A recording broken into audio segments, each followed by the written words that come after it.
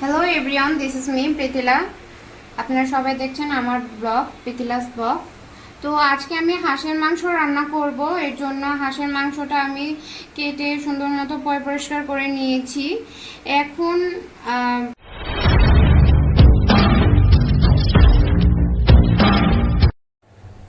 হাঁসের মাংস রান্নার জন্য আমরা বাটা মশলা আজকে ব্যবহার করব। তো তার জন্য শুকনো মরিচ নিয়েছি, আর গরম মশলার জন্য এই যে এলাচ, দারচিনি আর দুই একটা লং, আর এখানে হচ্ছে জিরা, 2 টেবিল চামচের মতো জিরা, আর 1 টেবিল চামচের মতো ধনিয়া আর রসুন। এগুলো আমরা পাটায় বেটে নিব।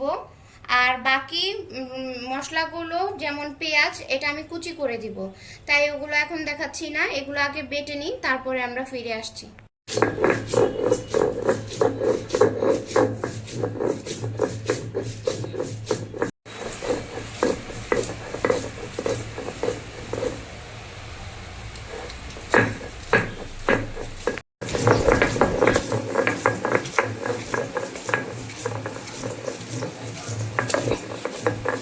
তো আমার কড়াইয়ের মধ্যে তেল দিয়ে গরম করে ফেলেছি। এখন আলু ছেড়ে আলুটাকে লাল লাল করে ভেজে নিব। তো আস্তে আস্তে আলুগুলো দিচ্ছি।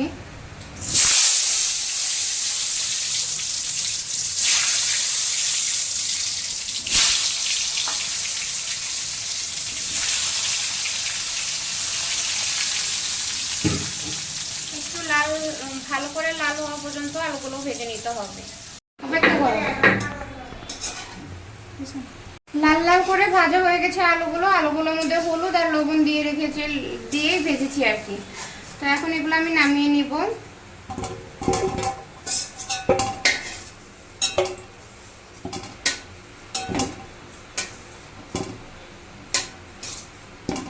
যাব।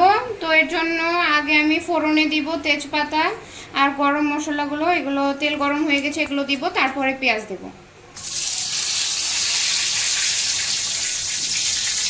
এগুলো একটু ভাজা ভাজা হওয়ার পরে, একটু ঘ্রাণ আসার পরে পেঁয়াজটা দেব। এই যে 1 প্লেটের মতো, ছোট হাফ কাপের মতো আর কি পেঁয়াজ নিয়েছি, এগুলো এখন দিয়ে দিব। এগুলো যতক্ষণ না পর্যন্ত ব্রাউন কালার হচ্ছে ততক্ষণ ধরে ভাজতে হবে পেঁয়াজগুলো। চুলার আঁচটা আমি মিডিয়ামে রেখেছি, বেশি দিলে কালার চলে আসবে, কিন্তু মানে কালার চলে আসার পরে এটা কালো কালো হয়ে যাবে, নষ্ট হয়ে যাবে, পুড়ে যাবে, ভালো লাগবে না খেতে। তো এখন আমি পেঁয়াজটা আমার হালকা হালকা ব্রাউন কালার হয়ে গেছে। এখন আমি বাটা মশলা দিব। আগে আমি দিচ্ছি 1 টেবিল চা চামচের মতো আদা বাটা, তারপরে এই হচ্ছে জিরা বাটা, এটাও প্রায় 2 টেবিল চামচের মতো দিয়ে দিলাম। আর এগুলো হচ্ছে রসুন বাটা। রসুন বাটাটা মূলত একটু বেশিই লাগবে, তাই আমি পুরোটাই দিয়েছি। এখানে 3 টেবিল চামচের মতো হবে। আর মরিচটা একটু পরে দিচ্ছি, 2 টেবিল চামচের মতো, ছোট চামচ এটা। এখন দিব স্বাদ মতো লবণ।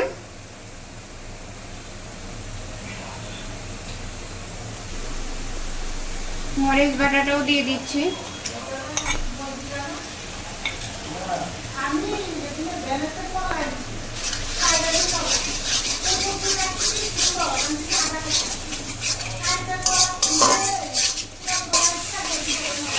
এটাকে ভালো করে, মশলাটাকে ভালো করে কষাতে হবে। কষানোর পরে মাংসটা দিব। আমি ভালো করে কষাই নিই, তারপরে যখন তেল উঠে আসবে তখন বুঝতে হবে এই মশলাটা ভালো করে কষানো হয়েছে। আমার মশলার তেলটা আস্তে আস্তে উপরের দিকে ভেসে উঠেছে। মশলাটা মোটামুটি আমার ভালো করে কষানো হয়েছে। এখন আমি মাংসটা দিব। আস্তে আস্তে আমি মাংসটা দিয়ে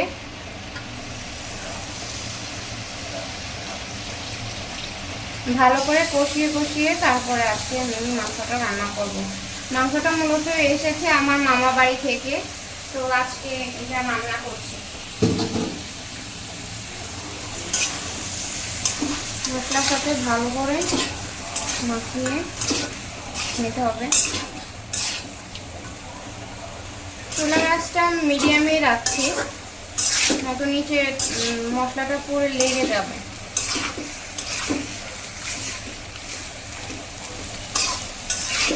হাঁসটা তেল হয়েছে, তাই আমি তেলটা একটু কমিয়ে দিয়েছি।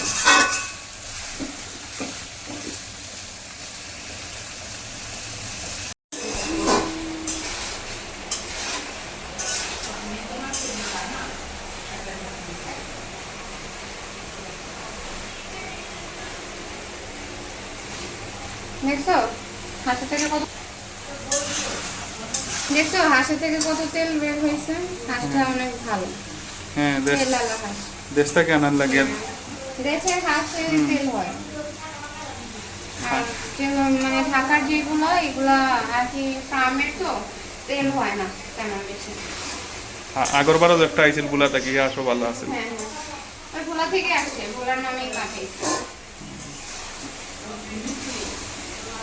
কালারটা ভালো হয়েছে। ফার্মের গুলো কালচে কালচে হয়ে যায় মাংসটা, বুঝছো? কিন্তু এটা কিন্তু কালারটা, মানে মাংস কালারটা কিন্তু বেশি একটা কালচে না। সিলেটে হাঁসের মাংস খুব জনপ্রিয়।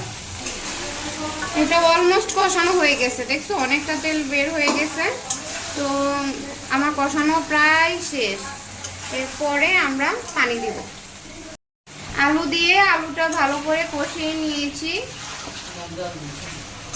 এখন একটু পরে জল দিয়ে দিব, গরম জল। কারণ সবসময় মাংসতে গরম জল দেওয়াটাই ভালো, নয়তো মাংসটা শক্ত হয়ে যায়। আমার অলমোস্ট ভালো করে কষানো হয়ে গেছে, প্রায় এক ঘন্টার মতো আমি শুধু জাস্ট মাংস কষিয়েছি।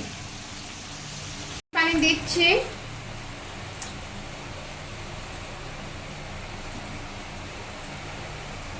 এখন সিদ্ধ হওয়া পর্যন্ত এটা রান্না হবে।